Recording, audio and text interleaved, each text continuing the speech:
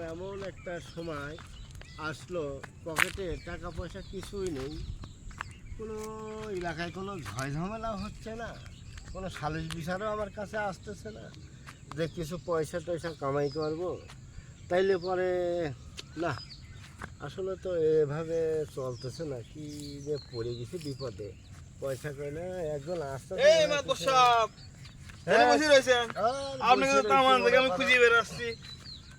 মনে করো আমি বসে রয়েছি একটু গাছের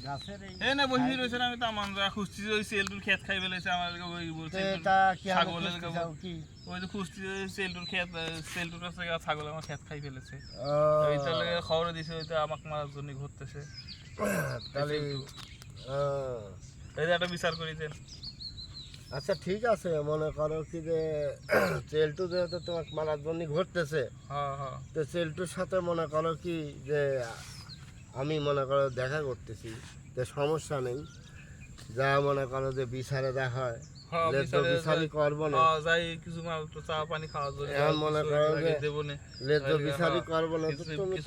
তুমি তো বোঝাই, আচ্ছা তুমি তো জানো এইটা, মনে করো যে কত লাগবে না, বুঝছো? তাহলে ঠিক বিচারটা করে দিন, আমি তাহলে গেলাম একটু ভালো করে বুঝি।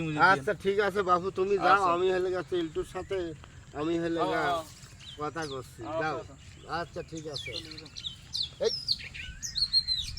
মনে করো যে একজনের কিন্তু মনে করো যে কিছু মনে করো পাইলাম, চিন্তা ভাবনা করতে করতে হঠাৎ মক্কেলাটা আইয়ে পড়লে, এখন চেলটুর তেন যায় সেরে মনে করো যে কিছু নিতে হবো, কারণ আমার আবার দুই দিক থেকে না খালি আমার আবার কাম হয় না, সমস্যা। একদিক তেন খাওয়া যাবে না, দুই দিক তেন খাওয়া লাগবে। এই দুই দিক তেন খাবের বসে এটা আবার আমার বিচার করতে হবে যে ডানির ডাই বেশি আসলে না বামের ডাই বেশি আসলে। যদি বামের ডা বেশি আসে তাহলে বামের পক্ষে, আর ডানির ডা যদি বেশি আসে তাহলে ডানির পক্ষে।